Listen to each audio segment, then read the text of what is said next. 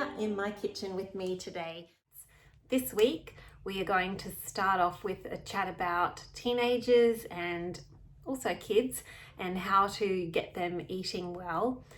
But then we're going to have a guest on the program, my son Isaac, who is going to join us and talk about his own personal journey through learning to eat well, going through the ups and downs of diet changes and not wanting to change your diet, and also just the whole, being a teenager. It's difficult to be different from other teenagers, but he's going to share with us what he found helpful in his healing journey, what he's learnt over the last, it'll be about 6 years now since he started.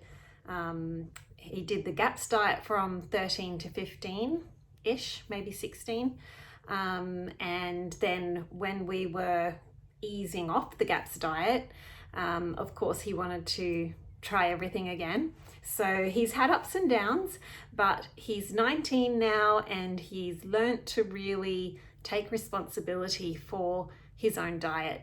So I thought it would be great to get him back on the show and just give a little bit of an update, but also for him to answer questions that other kids and teenagers have, because we get a lot of parents saying, can you please speak about these things for my kids, but maybe it's better if another teenager talks about it rather than an adult, because as we all know, kids don't really, especially teenagers, don't really want to hear what mum and dad have to say. Sometimes they want to talk to their friends about things. So I said to Isaac, if you could possibly come on the podcast and chat about your journey and what you did and what helped from a teenager's point of view, that would be great. So he agreed to do that.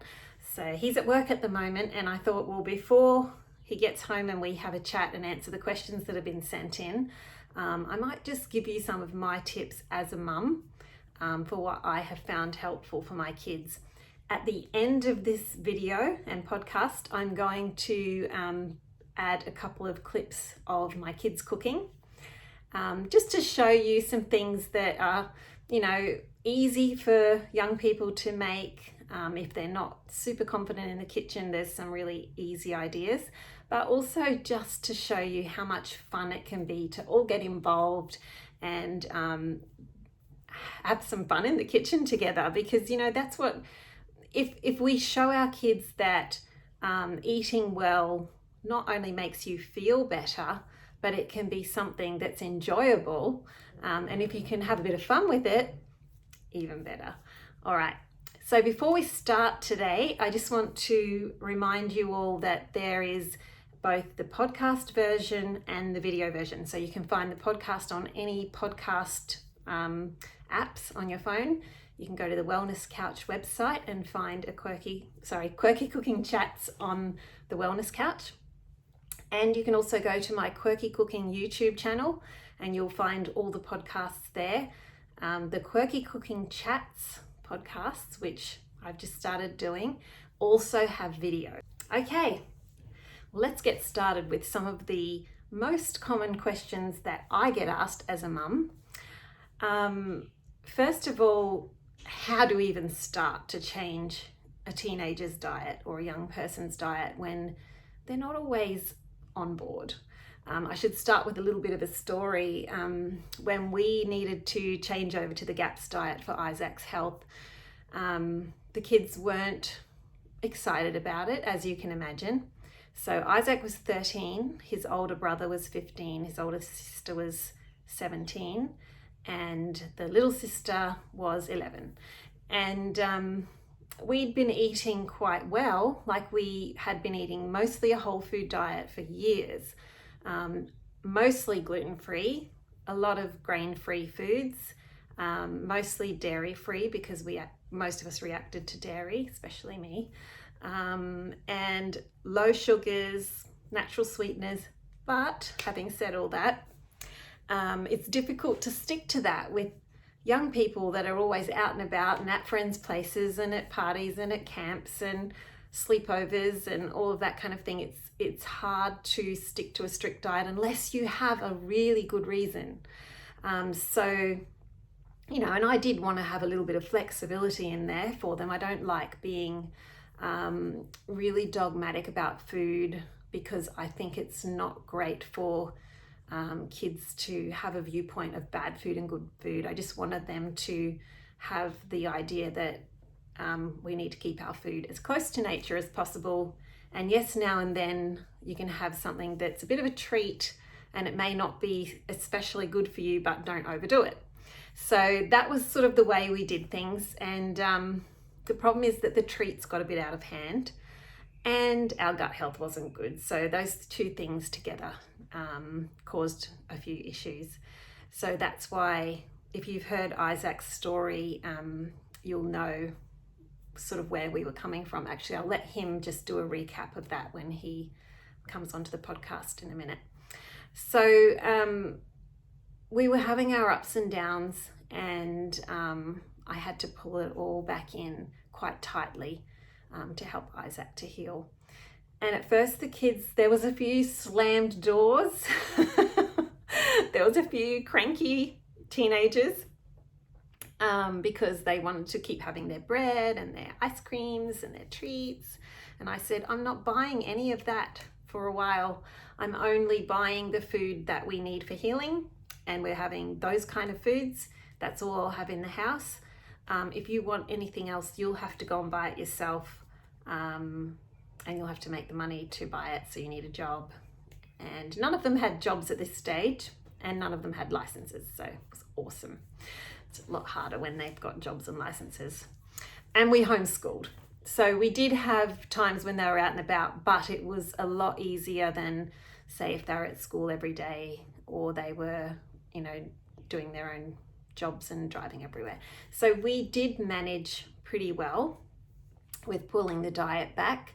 But I know how hard it can be for many people to begin changing the diet. So here's a few of my tips as a mum, and then when Isaac comes on, he can answer them from a teenager's point of view.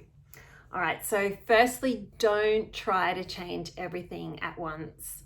Don't go hardcore unless it's like a super important, like just say you've got a child with an anaphylactic allergy. Yes, you have to straight away cut off that food and avoid it completely. But if there's not an anaphylactic allergy, if there's just, you're working on gut health, for instance, and you just want to improve the diet, take it slowly and gently. You're much more likely to have success if it's a sustainable, gentle approach. So I really recommend crowding out the unhealthy foods as you bring in healthier options. So instead of saying, okay, we had to do a little bit of a hardcore approach once we got to the stage where we needed it, but we built up to that for 15 years. So we were slowly adding in more and more healthy options, and I'll talk about that in a minute. I do have a podcast that also helps you to understand the importance of really gently bringing in changes to diet and why the hardcore approach does not work and sometimes sets you back further, because the stress of it can actually cause more issues than you expected. You can be eating a perfect diet, but if you're so stressed out by that diet, it will actually cause you to get sicker. So if you go down to the show notes below, you'll see a podcast called, it's podcast 148, and it's Navigating Parasites, Metals, and Candida when Healing. And I know you may not have any of those issues, but the principles that Elise talks about in that podcast are so good for anyone wanting to change their diet, talking about the importance of going slowly. The next thing as a mum that I found really important was modeling a healthy diet for my kids. So teenagers especially may argue with you, they may rebel, they may fight it. Okay, they're their own person. They end up having to make their own choices, but you keep on working on your health and keep modeling a healthy diet and lifestyle for them. And what you do will influence what they eat and how they think in the future and how they look after themselves. Even if they don't get it right now, in the future, they're going to remember what you taught them by the way that you ate and the way that you lived and the way that they saw your health improve. And this is even true with family and friends that are not on board.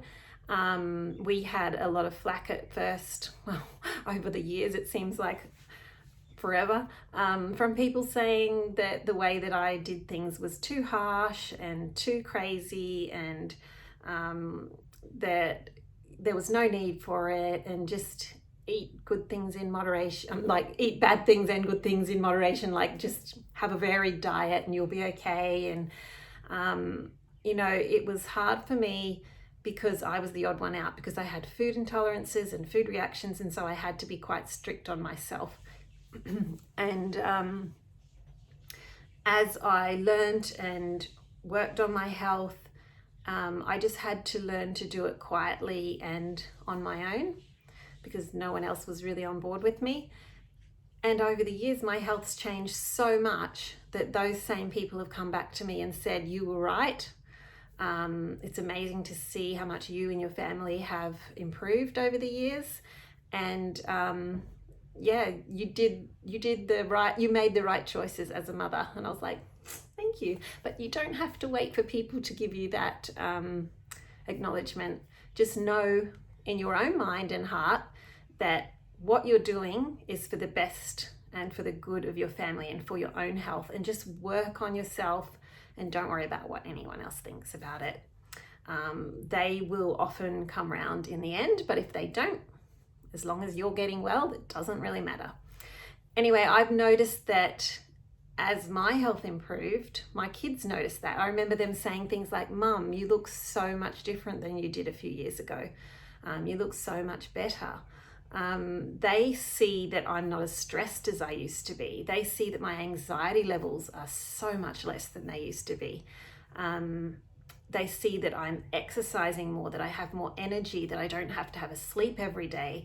They see that I don't even need to snack constantly like I used to. I used to have to eat every 2 hours because I was really underweight and undernourished, but I couldn't get that nourishment because my gut health was so bad. So now I'll often fast until lunchtime and have 2 meals a day and no snacks, and it doesn't bother me. It actually feels good. So they've seen that change in me, and instead of me being really stressy about diet and you will do this and you will do that, I've tried to keep it quite calm. And you know, we pulled in when we had to, and then we were more flexible once we could, and that really has worked the best, I think, for us. Just being quietly persistent with healthy eating and not making a big fuss about it, and just bringing in those changes slowly. And I think it's really important to keep meal times happy and enjoyable, so it's not a fight every time you sit down to a meal. One of the ways that I do that is try and have a variety of foods that, you know, everyone will like something.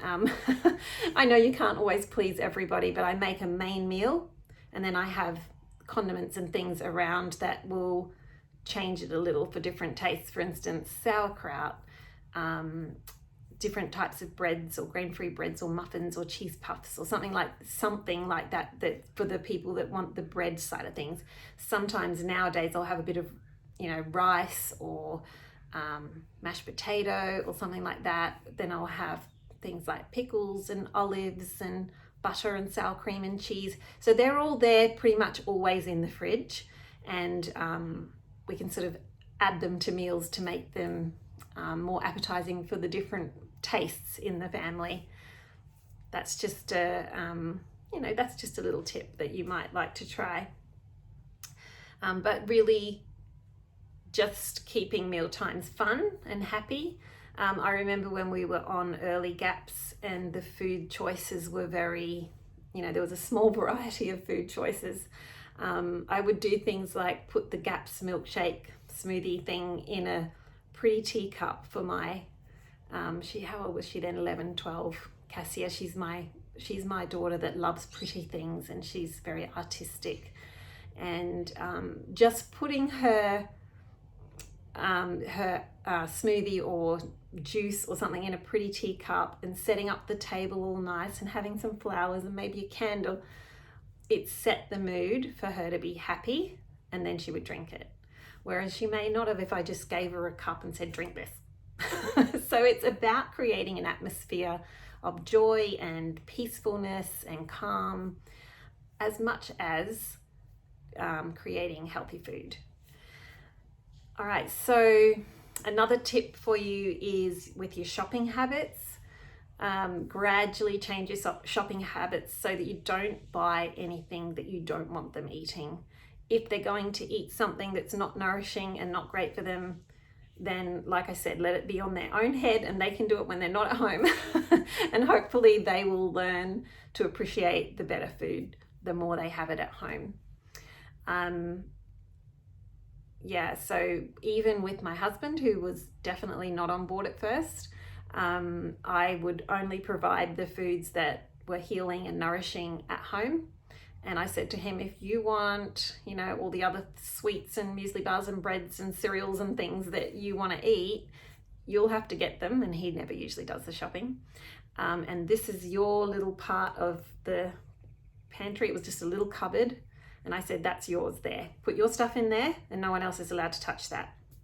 And so that's what he did. But he gradually got used to the way we were eating, and then he stopped buying all that anyway. So it's just a case of being patient, not nagging, just being quietly persistent and just doing what you can do to provide nourishing food for your family and for yourself. And then trying not to stress if they go and make other choices as well. Keeping up with the cooking can be difficult, I know, but if you prepare ahead, chop heaps of veggies at once and get them in bags in the fridge. That makes mealtime so much easier. Do bulk batches of meals, so 2 or 3 times the amount of bolognese sauce you would need for a meal, so you can freeze some for another meal. I would often just throw things in the slow cooker or on the stovetop in a big pot, some meat and water, salt and pepper, onion, garlic, let that start simmering, start chopping veggies. When the meat's soft, add a heap of veggies. And then if you've got something like that in a slow cooker, it can stay warm for a fair while. And then if you've got a couple of different meals sort of on the go or ready in the fridge, or some things that they can easily grab, I find that cuts down on the snacking and the sweets, because my kids especially, I found they'd come home from work or sports or something like that, and they're hungry. And if there's not a meal ready, they'll go for snacks and they'll go for sweets. But if there's a meal ready, if there's chicken and veggies ready, they would always choose that over anything else. And don't worry if it's not the proper times for a meal. When you're first getting started with this, just have good food available so that's what they will choose when they're hungry. And yeah, Simi still does this. He's 20. He comes home from work at about 4 to 5, usually around 4. And he will always warm up something left over and have basically a small meal at afternoon tea time or late afternoon, and then he'll eat dinner later, because he's used to that now, and he just eats a lot because he's 6 foot something and never stops eating. So if there's no good meals in the fridge, like meat and veggie type meals, then he starts looking for snacks, and then he wants to stop at the shop and get stuff. So I find it just cuts down on a lot of rubbish food by having meals available. I do have some information if you need help with bulk cooking and prep and stuff like that, and I will put the link below. All right, so if you've got kids going off to a party or a social gathering, it depends on the type of party, I know, and the age of the child, but as much as possible, I would try to feed them really well before they went, and then send some things with them that they love and that their friends would enjoy as well, and that's still healthy, so that they can share with others there. Because I think, if they feel like it's a community thing, they're a peer, it's hard to explain. When kids go to a party or something, they want to be eating what everyone else is eating, basically. That's just human nature, isn't it? And so if I give them something that they will really enjoy and they will enjoy sharing with their friends, that really helps. Sure, they're probably going to have some other stuff there that I didn't really want them to have, but at least if I know that they've had something good before they've left and they've taken something good with them, that will help to cut down on the load of sugar and whatever else from a party.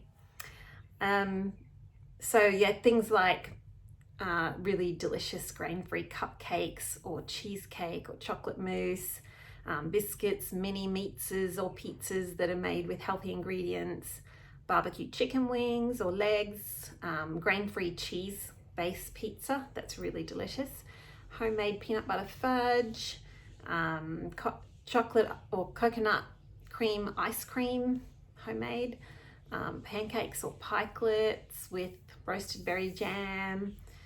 I've got heaps of recipes if you need ideas, but there's so many good options that you can buy now as well. Thankfully, you can look in the health food shop and see if you can find some good options. If you have any questions about ideas for kid food, healthy kids food, please feel free to ask in the Quirky Cooking Chat group on Facebook, because a lot of people in there are in the same boat and they will answer you with their ideas too. Another thing I try to do is explain the root cause for health issues to my kids. So if something's bothering them, like acne, eczema, weight gain, dental health problems, mood swings, period pain, anything that teenagers go through, exhaustion, anxiety, depression, hormone issues, all of these things have root causes.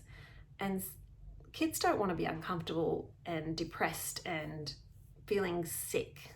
And sometimes it isn't until they start going through something like this that they say, I need to do something myself. I can't just continue on the way I'm going. And at first they may argue with you that food has nothing to do with it.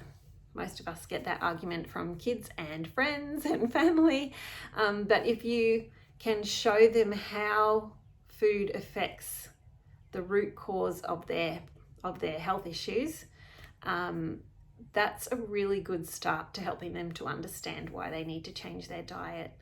And kids can really struggle with things like body image, especially as teenagers, and things like acne, eczema, weight issues, stuff like that can really make them struggle with life. And it can be, for one of my kids, it was a really major cause of anxiety. So helping them to work through those issues, not just with diet, but also counseling if they need it, with all the lifestyle changes like getting out into the sunshine and swimming in fresh water and getting their movement and exercise happening, joining sports teams, all of that kind of thing. That's what really helped with my kids. So they're more likely to get on board with diet and lifestyle changes if they know how those changes will help them personally. I found it also really helped for them to hear stories of other young people who had been through similar issues and come through it and what they did. Even adults that have been through similar things and come through it. And that's what really helped Isaac, because we would listen to stories of people online or read them, people who'd been through anxiety, depression, OCD, and what they did and how they came out the other side, because it gives them hope, and then they can start really having that motivation to start working on it themselves. One thing that I taught my kids when they were really young was, how does this food make me feel? And I know it's difficult if it's a new concept to listen to your body, and if you're bombarding your body with unhealthy foods, it takes a while for that fog to clear as you start eating healthier. But soon they'll start to understand that certain foods make me feel good, certain foods don't. And my youngest, Cassia, learnt this quite young by going to a birthday party, stuffing herself with ice cream, hot dogs, milkshakes, lollies, and then vomiting all over the floor in the person's house. So that was rather embarrassing, but she learnt the concept of some foods you may be able to get away with a little bit, but if you have too much of them, you're gonna not be feeling well. So that was actually a really good lesson for her. So yeah, I think whenever I've seen the kids react to foods, or they've been to a party and the next day they've got a cold or they're sick because they've just pigged out on lollies, I always try to gently say to them, how do you think, how are you feeling? Do you think that the food could have had something to do with that? Or you're just trying to get them to think about it.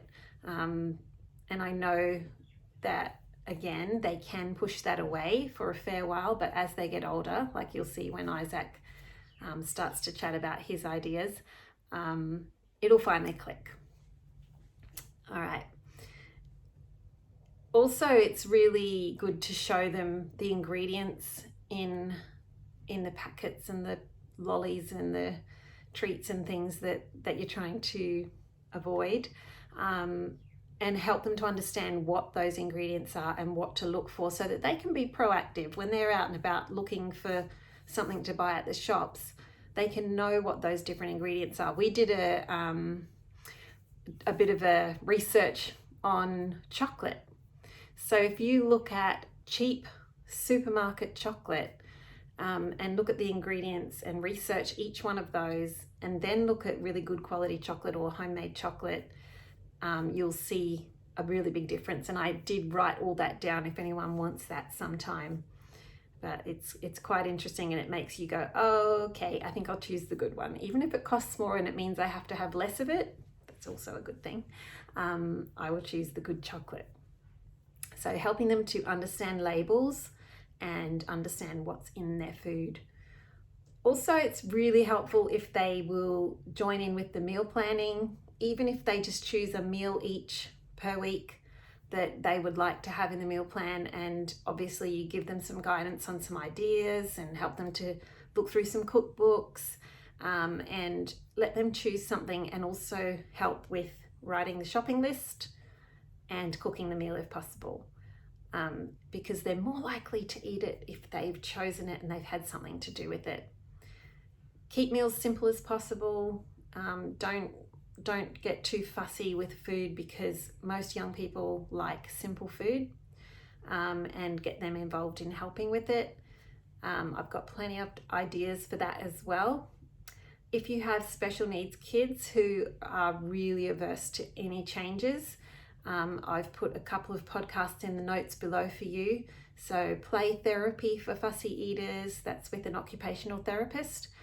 Fussy eaters and how to have peaceful mealtimes, that's another really good one. So have a listen to those.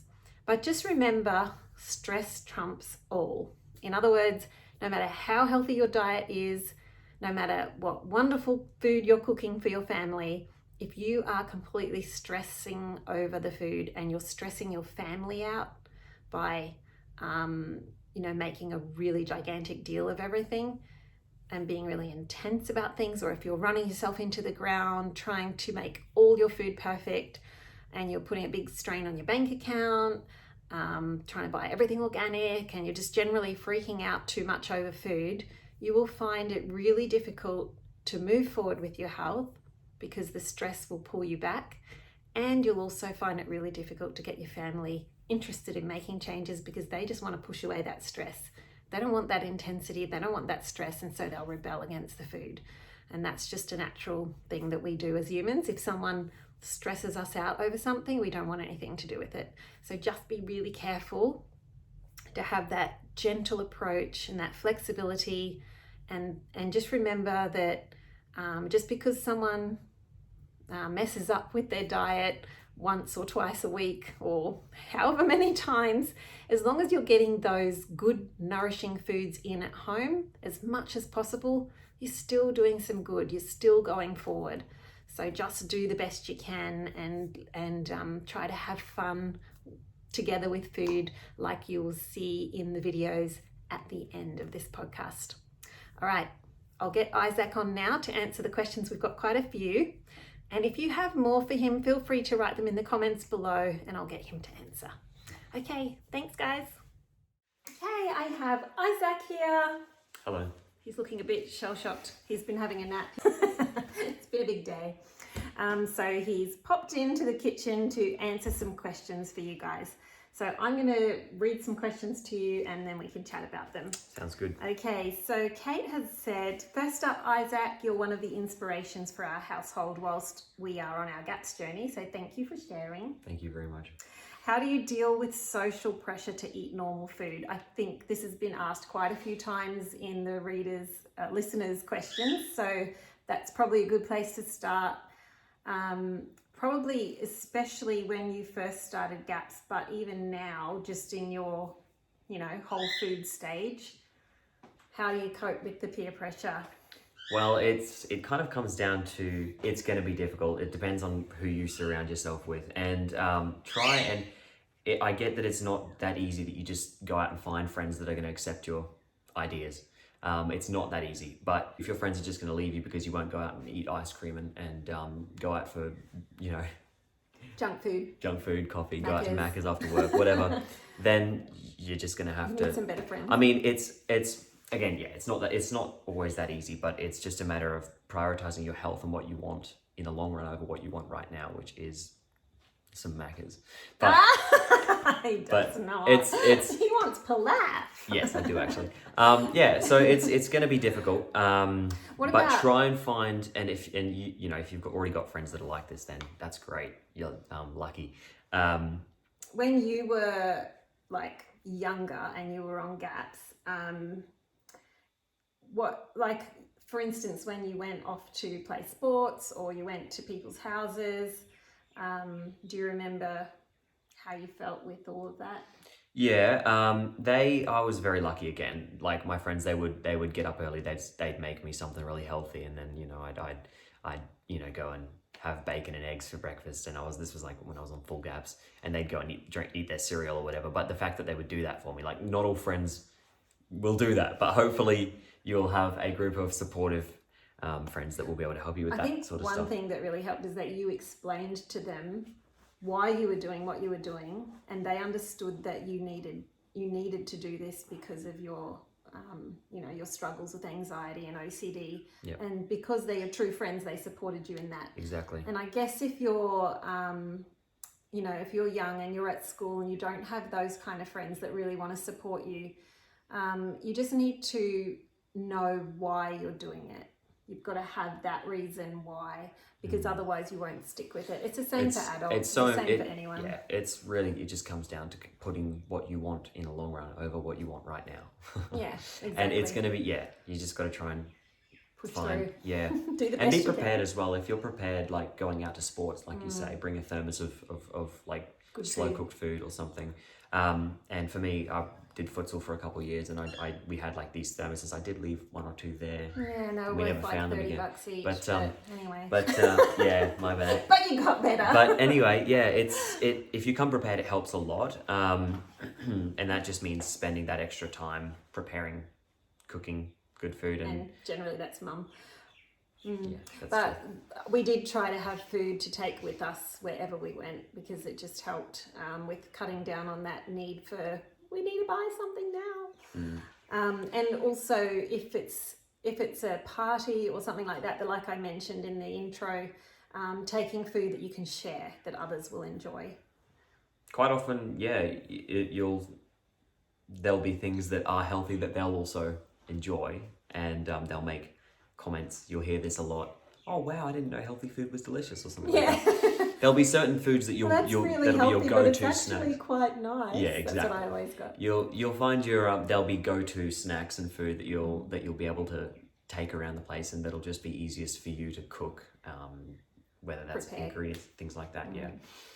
All right. Do you ever go off course from eating healthy? Absolutely. So between 2016, when I came off GAPS, I'm going to be dead honest here. You don't mind Be dead that? honest, no? Between 2016, September 2016, no, October 2016, when I came off GAPS, and about a month ago, I have been off and on eating whatever I want for a while, feeling anxious, getting pimples, and then pulling back on my diet, starting the supplements again, getting off sugar, going back onto whole foods, and then feeling good again. And then it's a cycle. It's been a constant cycle since I got off GAPS. Constant battle. And that's normal. Adults have the same struggles. It's always going to be a struggle. You're going to have times where you're going to just give in, which I'm not saying that's a good thing. Try your best not to. And if you have better willpower than me, that's great. But you got to keep your goal in mind. You got to keep how much happier do you feel when you're healthy, when you're feeling good about what you're eating? You don't have brain fog, you don't have as much acne, you don't have as much whatever it is that you're trying to get rid of because of your health. You just, as much as you can, think about how important that is over, so it comes back to the why again. It does, yeah. Why are you doing it? So yeah, it's not going to be a perfect, and certainly not for me. That's it's always a roller coaster, but right. I think what helped for you is you'd done the hard yards and you'd really lowered the level in the bucket. So Absolutely. It's kind of like... And if you have to go back on a diet for even just a few months, do it. Don't be afraid to go back and make that plunge again, because you're lowering that threshold, like you said, with the bucket. After I came off GAPS, I was able to have dairy again without any symptoms for the first time in my life. First time, okay, you get the idea. Anyway, ever since I was a young kid, I would drink things like rice milk because dairy would give me issues. Constipation. Yes. And coming off GAPS, being able to have dairy again, raw cow's milk, not raw, but you know what I mean, just cow's milk in general. Well, if you can get raw milk and you have your own cow, that is the best. Right, but in otherwise, general, at least not the homogenized. Yes. But yeah, dairy in general, I can now have without any health issues and symptoms. I can eat gluten, but I have breakouts, and it's the same with sugar. If I have sugar, I feel really, really tired. I get really bad sugar lows, and I get breakouts on my face. So those I try and avoid. At the moment, I'm not having any of them. I'm being good. He's clean. At the moment. It's good timing, Good timing. that we're doing this. No, he's been really working on this, and he's seen the difference. Like within 1 week of three comments, people on three my comments skin, from people at work on his clearness of his skin. So that's in 1 week. Well, you'll find that it's not always about what other people think, but it's more so you'll just find there's these things in your life that you're like, makes me want to keep doing what I'm doing.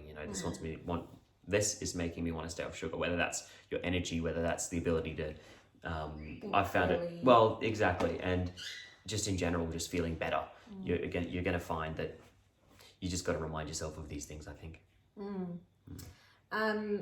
And how did you get back on the healthy food wagon again?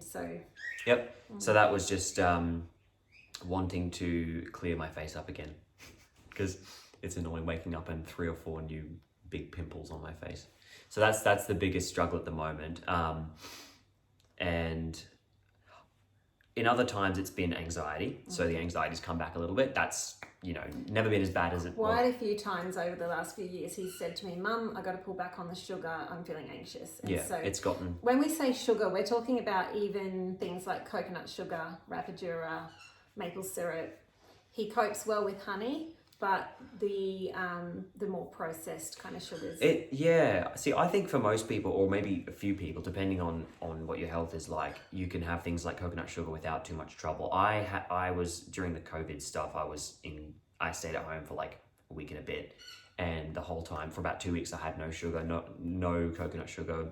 Most I was having was honey and a bit. No snacks when you were, because you weren't. Because I wasn't going out to the shop after work or anything like that, and so. My face cleared up really well, and then I had coconut sugar in chocolate pudding that I made, and then the next day I had a breakout, and it's like, it's just coconut sugar. But it just depends on... and that's all learning to listen to your body and learning what foods do to you. They may not do to someone else, and I know it doesn't seem fair. I've had to say this to my boys so many times, but we just want to be able to eat like everyone else. I'm like, I'm sorry, but you probably never will be able to eat anything you want, because it's sad, but you need to, people need to realize that eating junk food isn't going to be the thing that's in your life that's going to be making you the most happy. So if you can understand that you can be eating healthy food and be going on with your life and having just as happy of a life as anyone else, that's a big thing. That was a big thing for me.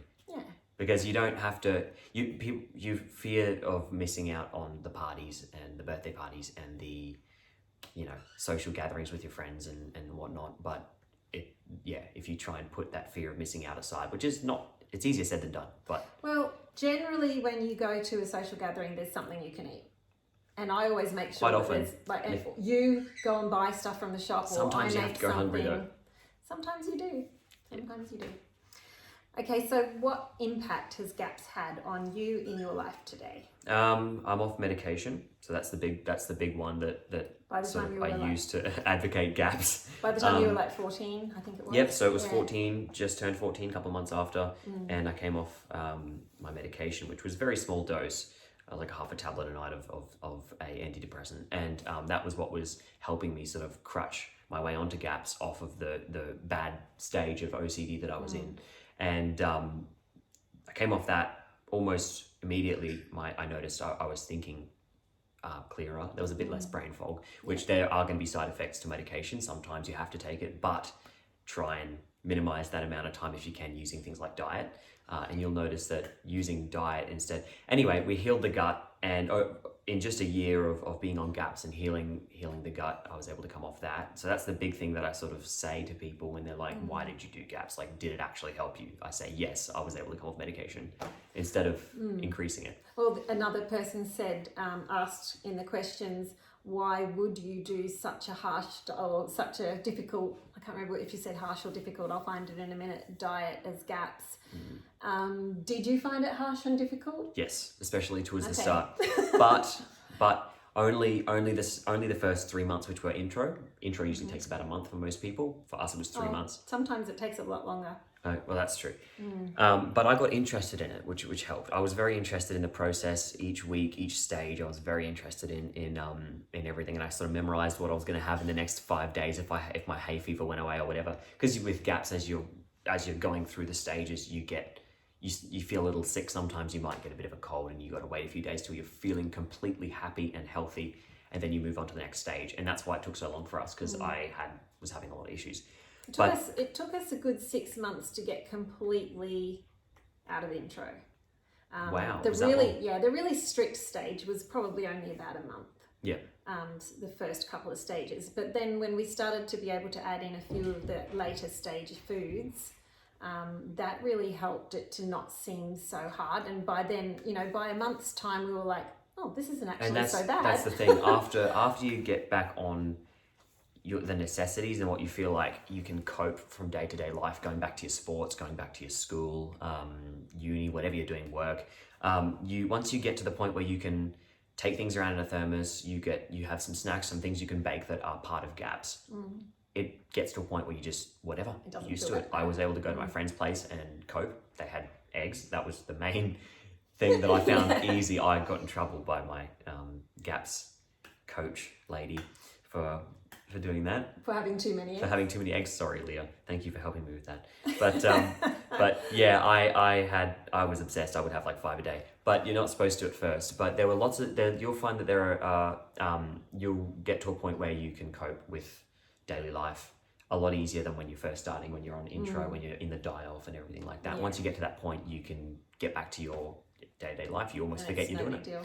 And you actually start to, like at first you need to eat so often that it is hard to leave home for very long. But as you heal and as your body is nourished, you don't need as much food, you don't need as much snacking, and it's easier. Yep. The big thing is coming off of that, because once you feel like you're getting used to it, it's just weird being in the camera by myself. Once you feel like you're getting used to being on GAPS and you're comfortable with it and you're going about your day-to-day life and you're not feeling like you're missing out on anything because of just the habits you've gotten into, the dangerous thing is to start letting things creep in. So the chocolate, for me, it was heaps of chocolate, heaps of Cadbury, because I missed that so much. Yeah. Oh, that was the big thing, was Cadbury. Me. And that was the gateway to bringing all of the junk food back in. The gateway drug. It's the gateway drug, that's it. It is a drug, it is amazing. Milk chocolate, man. Yeah, he doesn't really like the dark chocolate, whereas I much prefer dark. Right, if you prefer dark chocolate, good for you, but a lot of young people don't, so. So that was hard for you. It was, and that was the gateway, and then I sort of started having Maccas again and off and on. And then I just got to the point where I was working and I just went to the shop after work and got a snack. And then sometimes I'd find the packets in his room and I'd be like, what's this? Mostly chips and chocolate. That was the big thing. And occasionally ginger beers and things like that, just drinks. Yeah. So just be careful letting things come in. If you're able to keep the good versions. Right. Let the good versions even come if in, you're but off gaps. not so good versions. Keep the whole food versions. Exactly. If you're getting off gaps, just take it slowly, take it carefully. Don't bring everything back in straight away because you're going to see health problems come back. You're going to see things come back. Not quite as quickly because you've healed your gut, but it will just be start careful. to affect you again. Yeah. Yeah. Have you got any inspiring words for primary school kids? You didn't really do it when you were in primary school, did you? Well, we did. It was the start of high school, so it was. We did start working on health while you were in primary school. Yeah, that was back in 2013. Listen to your mum. Yeah. No, yeah, actually, that is probably a good suggestion. Oh, mate. Yeah. If you think of anything, let us know.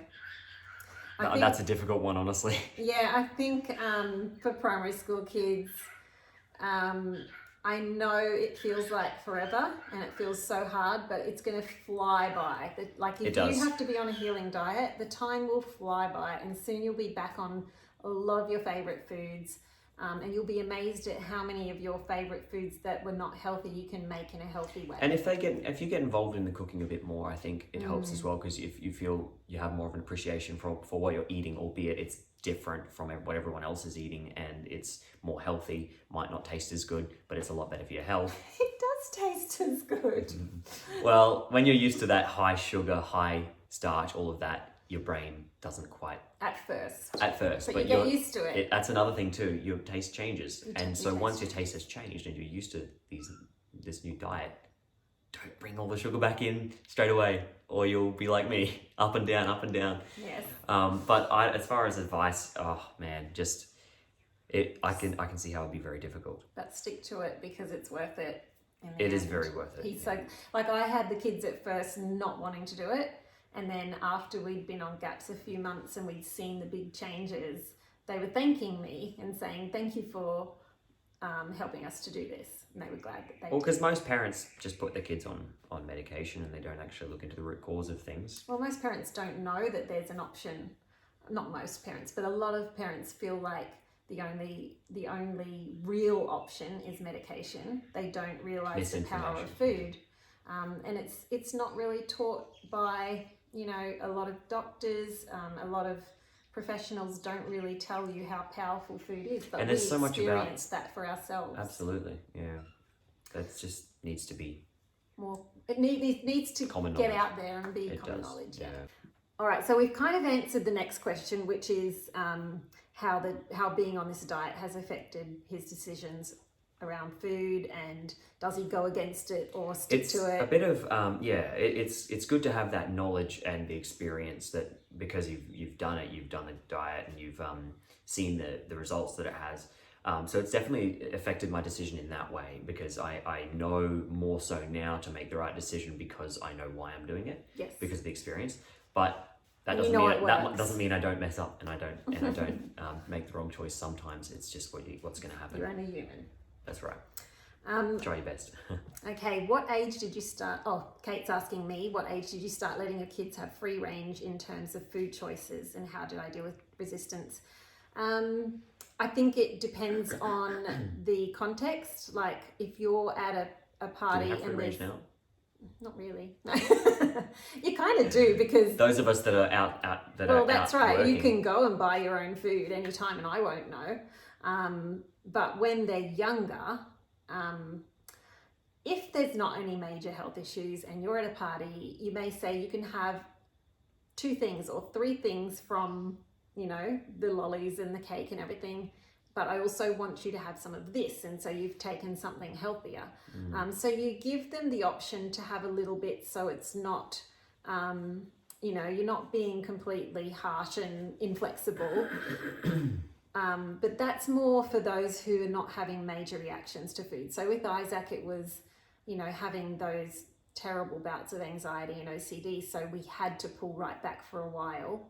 And then once he was feeling better, then there was the bit more flexibility coming in. And like you said, that can be an issue because then you start being too flexible. But this is something that kids have to work out for themselves as you grow up. You have to learn these things. Yeah. You've got to figure out where your balance is. In a perfect world, we have perfect self-control, and we always make the right choice. We always feed the white dog and not the black dog. We always, but there's gonna be times where you're gonna be very, very tempted, and if you can resist that, that's great. But not everyone can every time, and so that's normal. And it is so don't normal, beat yourself up if you do mess up. but try and do the right thing next time. Keep working on it. Yeah. Okay, Isaac. Emma says, we'd love to know what a difference GAPS has made to your mental and emotional health. Well, first of all, I feel a lot more confident socially that I'm not going to be going out and repeating actions and doing compulsions. And also, I just feel a lot more... I'd say that's just the main thing. It's just knowing that I'm not going to be... So do you think that was where a lot of your anxiety came from? Well, that's what all of it comes from with OCD. Or the type of OCD I have is the fact that I have to, I'm held back by the fact that I have to repeat compulsions constantly. So everything I do, if I don't have the right thought in my head while doing it, I have to repeat the action with the right thought in my head. That's how the OCD that I have personally works. And a lot of cases are that way. And the fact that it's dulled down now to a point where I can go out and do things and live my life more or less normally is amazing. And the fact that I can do that without medication is also amazing. And I think that's the biggest thing with GAPS. It's just the fact that I can go about a normal life, I suppose. And be happy and not stressed about. Exactly. And yeah, it's something you get used to living with something like this, but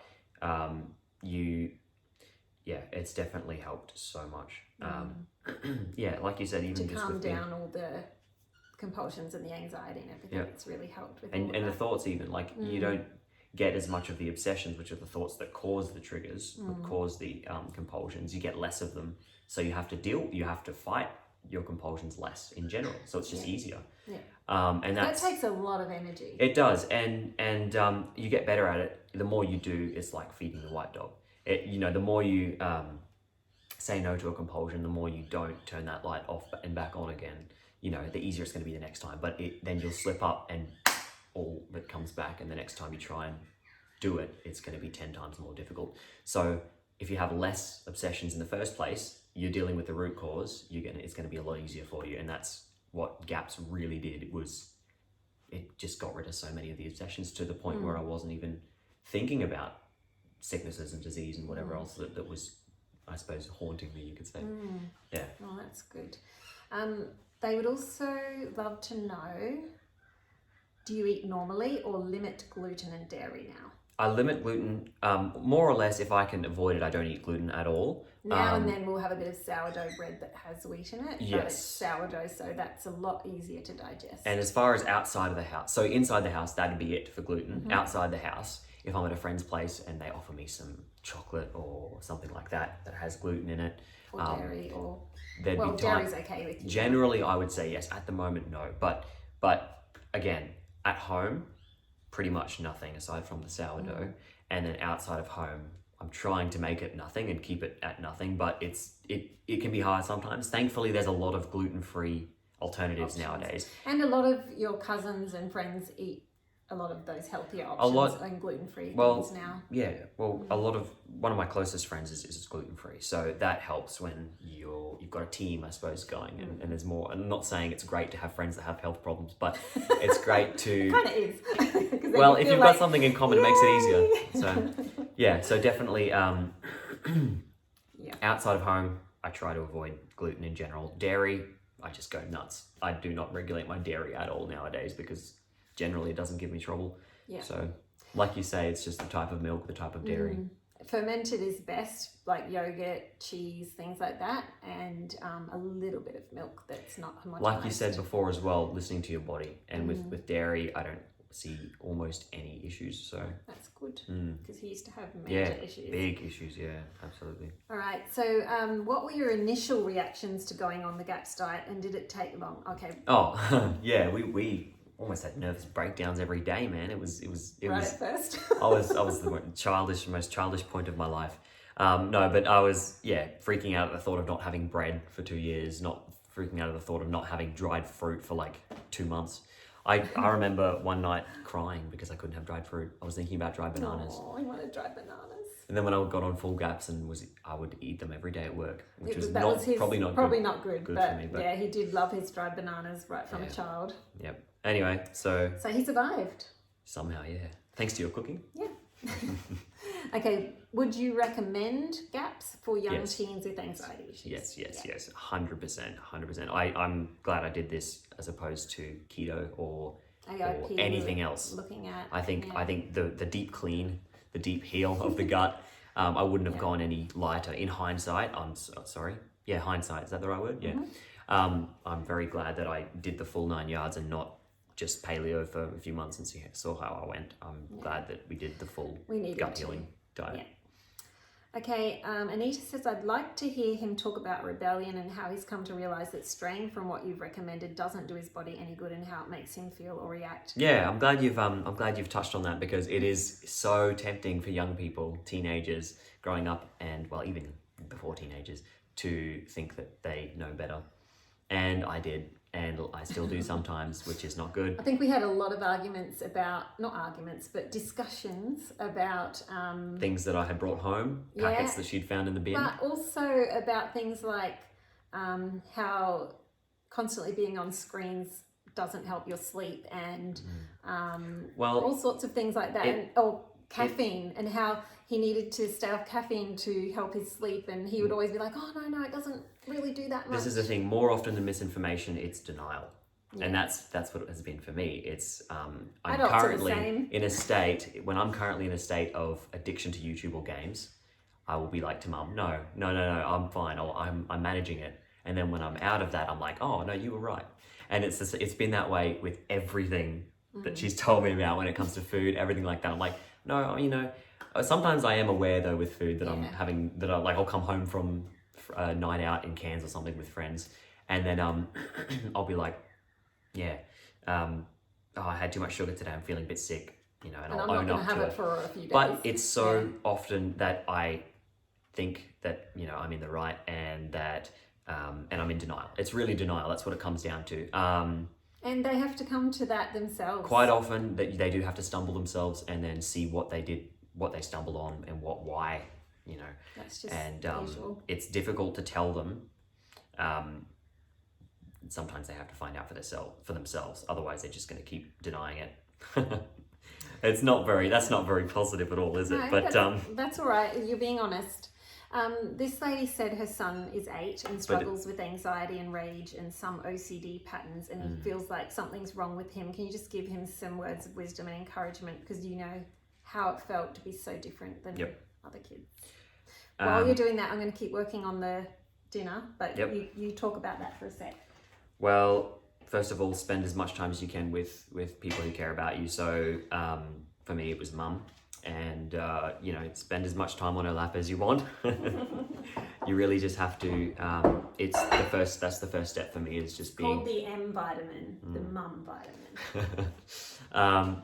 You gotta try and spend as much time, because there are so many people that care for you, and knowing that there are people that might not be in the same exact position as you, but wanting to help you and wanting to do whatever they can to make you feel better and take you out of that situation that you're in, helps a lot. So that's one thing that I can say is very, very, very necessary.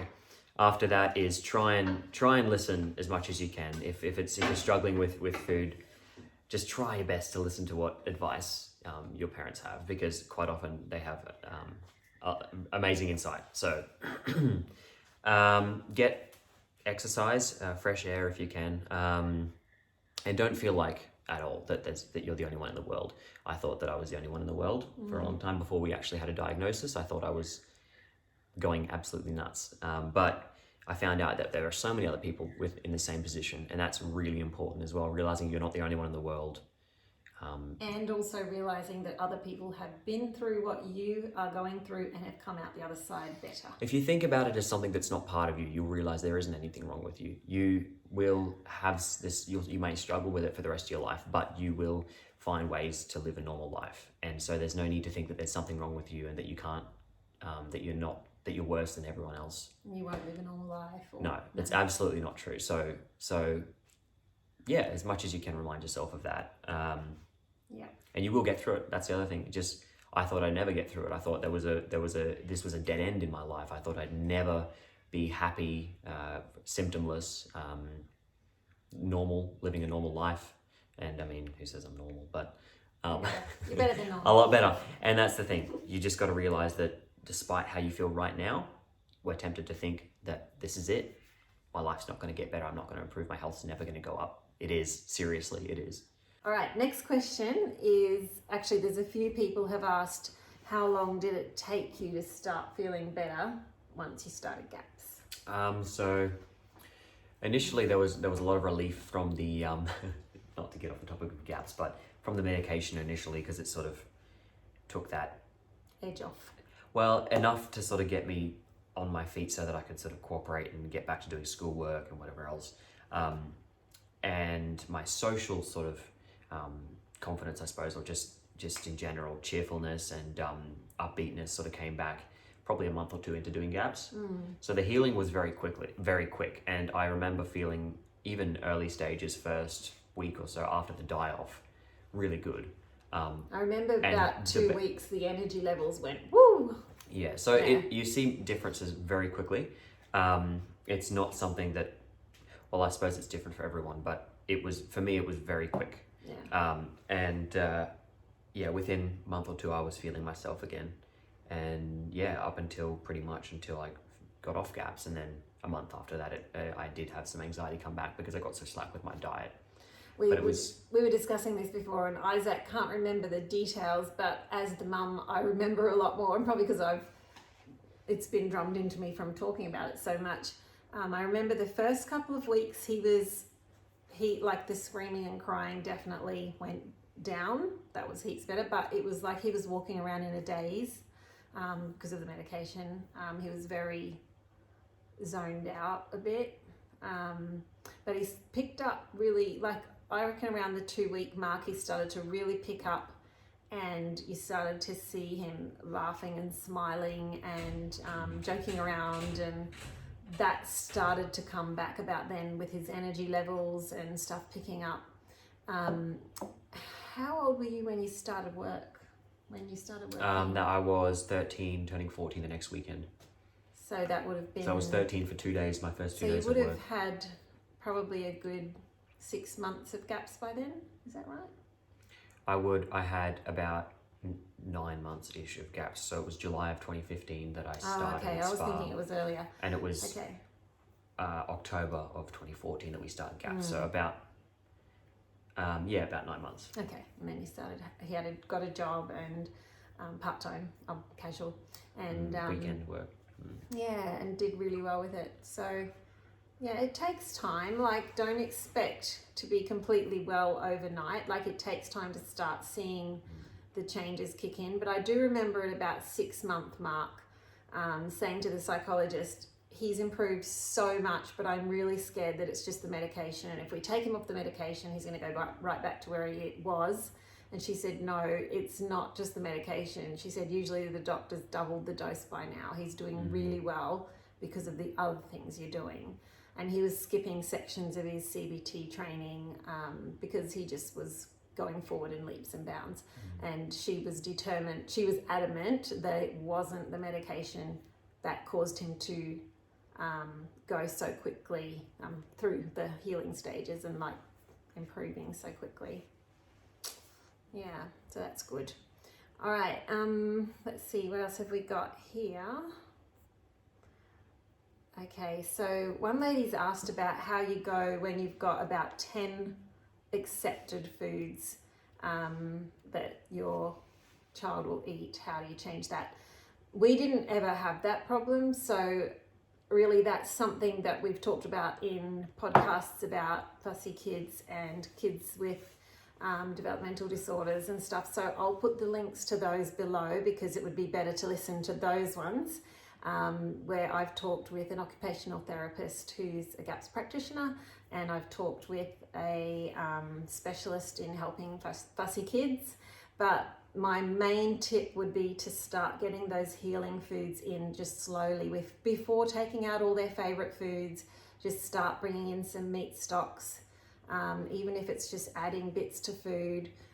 Start bringing in a little bit of the juice from sauerkraut, just a few drops here and there in their food. So things like that will start to change the microbiome and start to heal the gut, and will begin to change their taste. So I will put links below to much more information on that.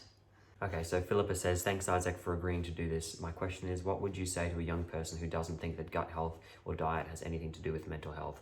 So I've dealt with a lot of people like that, my own friends, and At first. well, some of them even now. Okay. And it's a lot of times it's because they've never had a health problem that they have associated with diet. They've never had something that's sort of been a wake-up call to them. Quite often it's going to be down the track further, if at all. Some people are lucky. But you just kind of have to be able to ignore it, because they're not going to, every time you bring up health, every time you bring up your journey, what you believe has helped you, what has helped you, they're going to, say something passive aggressive, or they're going to, well, not always, but they're going to find it cringy and Roll their eyes. they'll roll their eyes. And you just have to be able to, not let, you got to As try. my mum says, water off a duck's back. Right. Don't let it bother you too much, because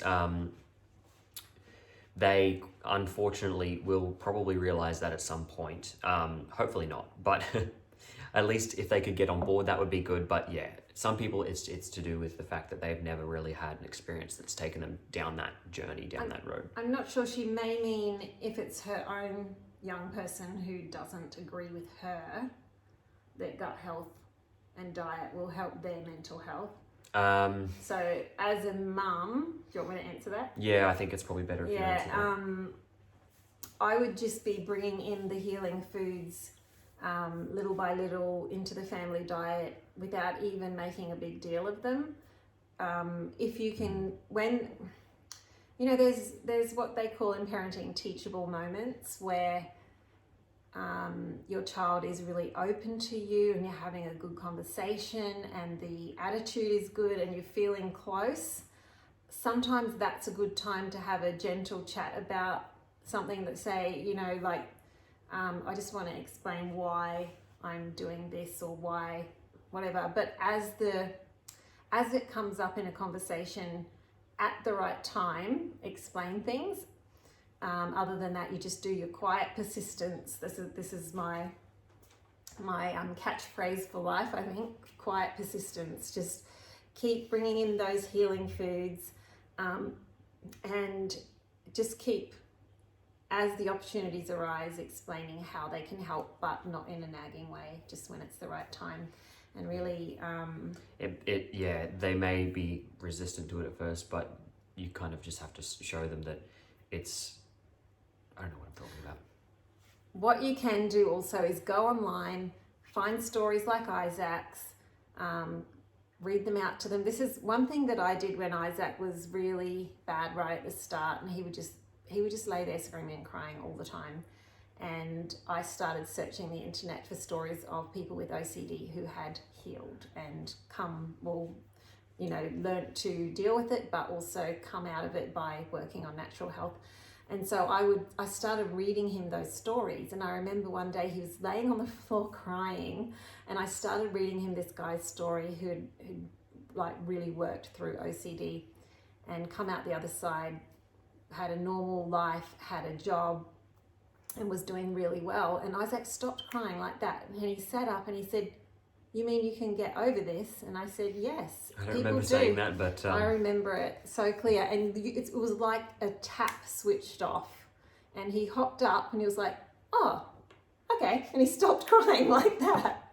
And I feel like that was the turning point, because he was realizing that there was hope. Like he said earlier, When you think you're the only one and that there's nothing that can be done and you feel hopeless, that's a terrible place to be. But when you realize, oh, people do heal from this, people can get through this I think and have a normal life, that's so important to get a diagnosis as well, because once you know what you're dealing with, you'll be able to find people with similar stories. And that was the problem with me at first. I didn't realize what I had, because it was just this strange superstitious behavior that I had. And we knew no one. Almost ritualistic, and it became, we knew, exactly. Because I mean, when you say OCD, people say, oh, keeping your room clean, and washing your things hands down, washing your hands a lot. The sort of more OCPD associated not symptoms, but characteristics. And then, it ended up being a lot of research that you took on to figure out that as actually, people have different symptoms with OCD. It's not just... And you had pretty much all of them. Oh. Well, yeah, it did make a gigantic difference for Isaac and a lot of other people. Yep. So I think sharing stories from other people really helps. 100%. Yep. Okay, Lisa says she would love some advice on how to help teenagers move to gut-friendly foods. Making healthy swaps, like as a mum cooking for teenagers, making healthy swaps in your meals as much as possible and getting those healing foods in. I will link to a couple of things in the notes, but this is like a whole another subject. It's like an actual talk that I do where I talk about how to swap out the less healing foods for the more healing foods, and maybe I could find you some links to where I've talked about that already, and I'll put it in the notes below. Okay, so Isaac, what were the earliest symptoms you experienced, and how old were you, and how did you recognize that things weren't normal? And anxiety. So first symptoms that I noticed, the ones that other people noticed were a little earlier on, but the first ones that I noticed were back in, I think, October-ish of 2012, which was when I started, I think I was doing grade, I can't remember what grade I was doing, but I was doing my school and doing science. And in the science book, there was, I started learning about diseases, and that's when it really started happening, because I started worrying about these diseases, and then that was when the compulsions started happening as well. So the fear of disease was the first obsession that came, and that was in 2012. He'd be, because we were homeschooling, and he'd be sitting there. It might have been 2013 actually. Working on his schoolwork, and he would have to write in his book about these diseases and things. I couldn't bring myself to, write, because I would be worried that writing it down alone would give me that disease. He would start crying and scribbling it out, rubbing it out, and I'd be like, what are you doing? I couldn't understand what was going on. Yeah, I would end up rubbing it out and writing it back like multiple times before I was happy with it. And I wouldn't get much work done. That was from the time you were about 11, I think. It was probably, which was... So that was around the time that now that I think first about it, there were started more noticing. things. Even when I was going to school at Jubilee. When he started going to school, he would do things like trying to put your socks on, you'd freak out at the... I don't remember much of that, but it was mainly writing my handwriting. Okay. So if I wrote a letter wrong, I would have to redo it, and I'd have to rub it out and redo it. Sometimes it would take me multiple tries. And those were the earliest signs that I noticed. The earliest signs that other people noticed were when I was probably about 9 or 10. I would have to over-explain myself. So every time I would say something, every time I would say something slightly wrong, I'd be in fear of lying. So I would have to re-explain it till I was perfectly, And he would just go at it from every single angle for ages, and you'd be like, okay, I get it. Okay, you can stop now. Okay, you can stop. And even with it, even like particularity with Lego and things like that, me and my brother used to build Lego, and he would get one thing wrong very slightly. I would lose the plot because I was very particular. We learned not to give them a Lego set to share because Isaac wouldn't let his brother near it, and he would put the whole thing together. I would all the stickers had to be exactly right because the other brother is kind of slapdash. we completely. So that would have been like 7 or. Yeah, so that would have been about 8 even. Yeah, 8-ish. Those were the earliest manifestations. I also remember earlier than that things. Looking back now, like just he was very like he would scream a lot. He was very. like right from the time he was really small, he would have food reactions like from ice cream or something like that, where he would be really constipated for a week and really lethargic and just laying on his bed. I remember a friend when he was probably 6, 5, saying to me, like making comments about how he was always doing the sort of like the explaining thing, but always telling you stuff and loud and very intense and screamy and sensitive. And she was just like, whoa. And I didn't know anything about, you know, developmental disorders or anything. I just thought it's his personality. So, so it's interesting looking back. Yep. All right. But when he was 13 was when the really major stuff started. That was, I think it was late June or early July. And I remember the exact day. I had some friends over at the time. That's another symptom, actually, well, not symptom, but... Quirk. Yeah, he remembers numbers, dates, times from the time he was tiny. I have a lot of gaps though, where I just miss things, miss things out. But I remember, I had some friends over, and I was performing a compulsion, which was walking up and down the driveway. And one of my friends said to me, "What are you doing? Do you like walking?" And that was really funny. I remember I went and it was about lunchtime that it hit, and it was so so sudden. Black and white. Because I had about about 9-10 month break from when it was really bad in 2013 to when it hit again in 2014. And I remember going, I'm going to go have a rest because it was getting so bad I couldn't do anything. And that was it. That was pretty much over the course of the next month was the worst. And then we started really working on it, and that's when it started to get better. So there was about a month of really bad before she was researching and looking into solutions. So didn't know what it was. Right, that was the big thing. We didn't have a diagnosis. We didn't know what was going on. And then after about a month, we started really working hard on it. And that was when we started to see improvement. You're right. Once we knew what to actually work on. A lot of people have asked about, not in this chat, but before, have asked about pandas. The symptoms are very similar, so maybe he did have pandas. He wasn't diagnosed with that, but the cure is the same. So whether he did or not, it probably doesn't really matter. The cure is still gut health. So what was the hardest part of GAPS, and how did you overcome it? Hardest part of GAPS was probably the first few days, if you're talking time-wise, because of the die-off. So I think it was the second or third day of having no sugars. No starches. Just the meat broths and slow-cooked meat and vegetables. Was, so I had no energy. I felt like my limbs were falling underneath me. I couldn't run out and play soccer. I couldn't. It's like achy flu feeling. Right. Yeah. Probably just like that. You've had a flu and you're really feeling weak before you've completely gotten better, and it lasted for a couple of days, and one of the days in particular was really bad. I just felt like laying around the whole day, pretty much what I did. Couldn't focus on schoolwork. So that was time-wise the hardest. The hardest part food-wise was probably dried fruit. For some reason, that was my biggest craving in GAPS, was dried fruit. And it was the first couple of weeks where I was really craving dried fruit. Probably because we were already a whole food family, so dried fruit was kind of our lollies. True. So, yeah. It's still quite a lot of sugar in dried fruit. It's funny because my cravings for processed sugar, cane sugar, went away very quickly within the first few days, and then my cravings for fruit sugars took a lot longer to go away. And so I guess it's just because my body's like, at least give me fruit sugars, and then there was the social aspect of it, which was finding it difficult at first to go to my friends' houses and have a social life on intro GAPS. Those were the 3 hardest parts, I think, of starting GAPS. Yeah.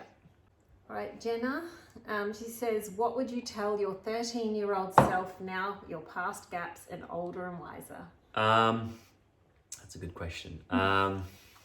Not really anything you didn't tell me back then. Aww. No, but it's sort of more or less, what I would say to anyone, which is just, hang in there. It will get better, because I remember feeling very helpless and feeling like, there wasn't much out there to help me with this, that I didn't think I'd be able to make a recovery, but I did.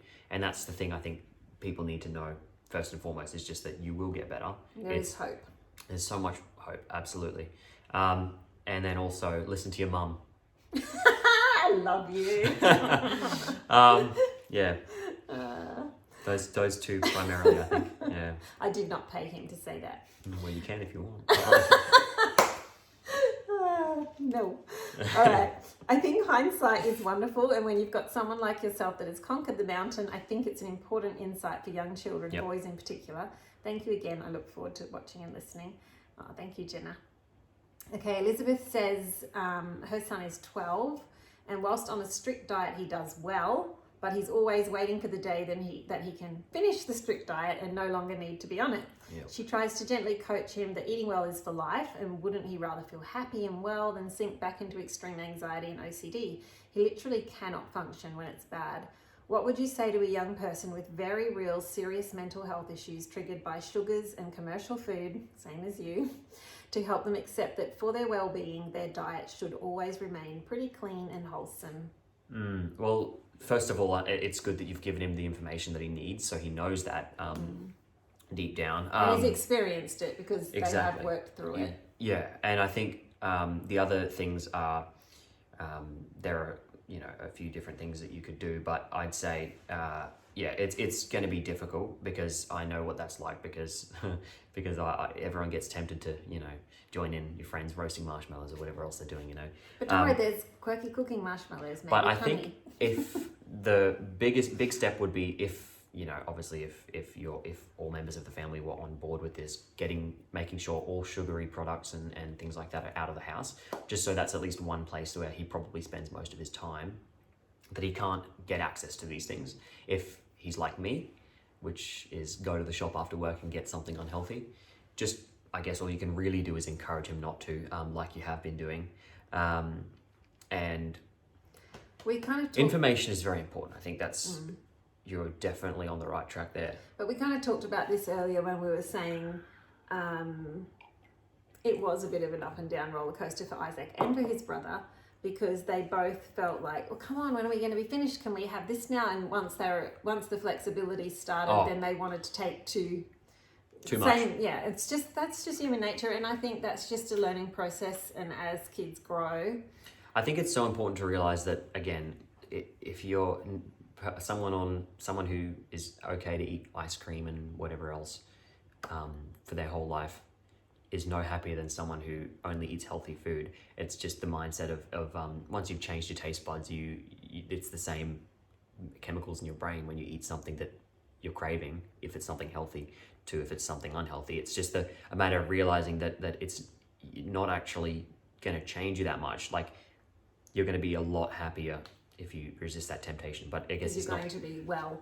It's not exactly that easy to actually do though in practice. Missing out. That's what it is. That's what it really is. And again, trying to make sure that your friends are on board, that they're supportive of it, I think is so important as well.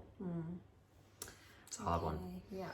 All right. So I think we just wanted to finish off with some things that Isaac's been learning recently.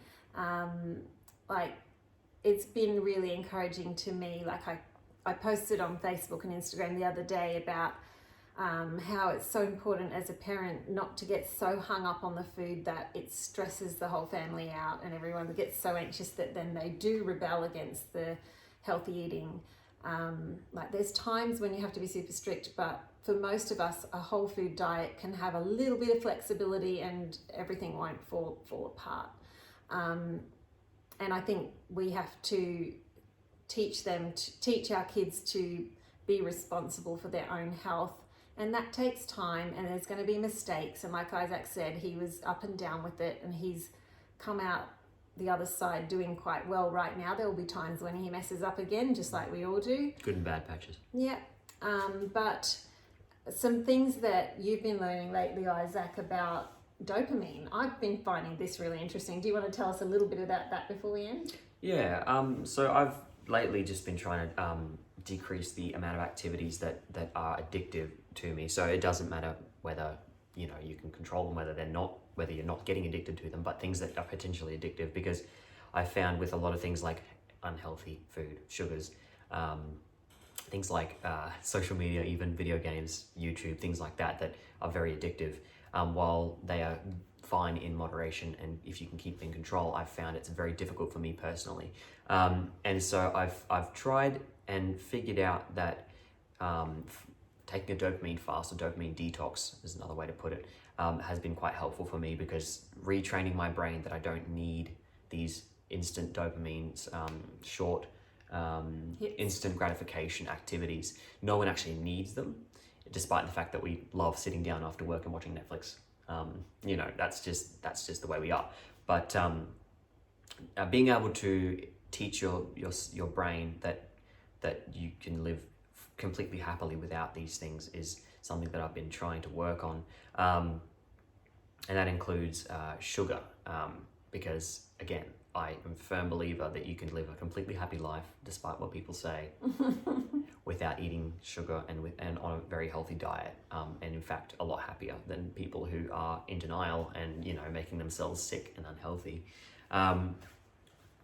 So that's, I think that's interesting. Isaac really struggled with, because when you have OCD, you have an addictive personality, and he would get really interested in something and then it would become an obsession. So a computer all my game, time I would be thinking about it. Rubik's Cube, which wasn't too bad an obsession. That was a bit more a bit more. It was more wholesome than, I suppose, than a lot of games. And it was because it was, and it was less mathematical. Yeah, because so there was less dopamine involved in it. Yeah. It was less of a thing of all day, every day thinking about my next dopamine hit. It was less. It was more so, okay, if I can get some time into Cube today, that I'll be happy. I want to increase my. And those are the type of activities I'm trying to encourage in my life. So playing piano, study languages, things like that, things that I enjoy and I look forward to, but aren't dominating my brain all the time. So much dopamine that your brain, it's literally living its life just for the next hit of dopamine.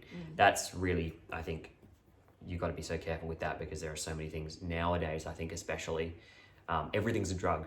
You know, food's a drug, sugar's a drug, coffee's a drug, on a very, very small level. You know, social media can be a drug, and you just got to be so careful nowadays not to get addicted to these things, because it's so easy. So easy. For adults as well. So it's been really good to see Isaac I know he probably doesn't want me to talk about it too much, but the way he's pulled back from these things on his own, and he's working on putting good things in their place so that there won't be just an empty space. So he's doing languages and learning piano. Him and his cousins and his brother are starting a band, and so there's all these things that they have to do that are creative and that are useful, and so it's like a long-term benefit, whereas the games and the, you know, watching movies or whatever, it's all short-term junk food. Instant gratification, just as much as you can decrease instant gratification activities, or not so much decrease those, but increase delayed gratification activities and long-term progress. If you can fit some things that are more instant gratification in there, great. Keep it. But be careful. Be careful of addiction, because it's so easy. But yeah, as much as you can improve long-term gratification. What do you call that? Delayed gratification. The more happy in the long term you'll be because of the progress you've made. So whether that's with your health, whether that's with dieting, working out, learning a new skill, it all sort of goes hand in hand. And what did you find? How did you find that helped your work, as in your everyday? He works in an office job. So number one was my sleep. So getting off my phone before bed. That was the big problem. I've been telling him that. She's been telling me that for a long time. But again, sometimes you have to figure these things out yourself. You do. I hate to say it, but and then you go and go, oh, you were right. No, but that was one big thing. Another big thing was the amount of time on games I was spending. I have spent a good chunk of my money on gaming gear, and it gets to the point where it gets in the way of the skills you actually want to learn. And rather than thinking about, well, if I do half an hour to an hour of study today in Japanese, I'll be, that much better later on. You just sort of go, forget it, I'll do some tomorrow. And anyway, any kind of sort of, that sort of thing I think was helpful. It's been very helpful. I've had a lot more time for, what I really want to get good at. Yeah, it's been good. All right, well, I think we've answered all the questions, so thanks, guys. And if you want to contact Isaac at all, you can probably contact him through Instagram. Instagram. Yeah, what is it? Isaac J. Whitton. Isaac J. Whitton, or even Facebook, but I don't get on there that much, but yeah, you can contact me on there. Yeah. Thank you, Isaac. Right, 4 teaspoons of tamari. Teaspoons. What's wrong with It's still really crazy to cook with. We're not even actually cooking. I'm sitting here observing. That's the sauce.